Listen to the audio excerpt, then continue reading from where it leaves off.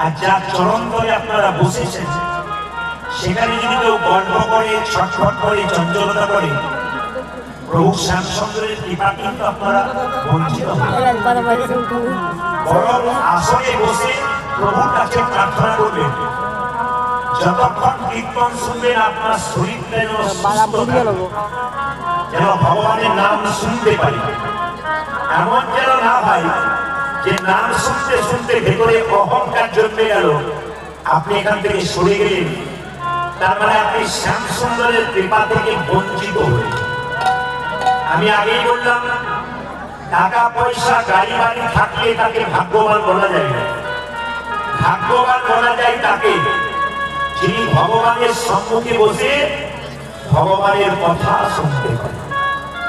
আজকে আপনারা ভাগ্যবান আর মায়েরা ভাগ্যবতী। মোবাইলটা বন্ধ করুন, সকাল থেকে সন্ধ্যে পর্যন্ত মোবাইল চলছে, এখন বন্ধ করুন।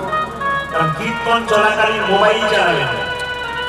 সব জায়গায় দুঃখের ব্যাপার কি জানেন, রাস্তাতে কেউ যদি অ্যাক্সিডেন্ট হয়ে যায় আমাদের জাতি, আমরা সব মোবাইলে ছবি তুলে সেটাকে ভাইরাল করার চেষ্টা করি ভিউজের জন্য।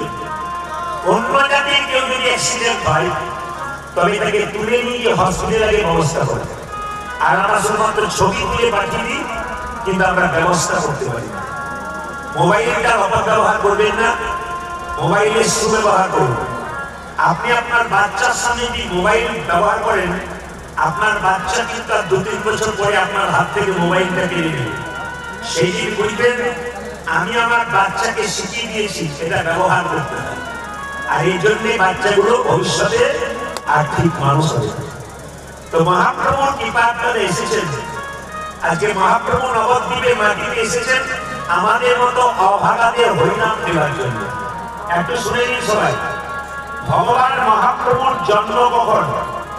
1407 শতাব্দে ফাল্গুন মাসের 23শে ফাল্গুন, যেদিন দোল পূর্ণিমা হয়েছিল সেই দিন মহাপ্রভুর জন্ম হয়েছিল।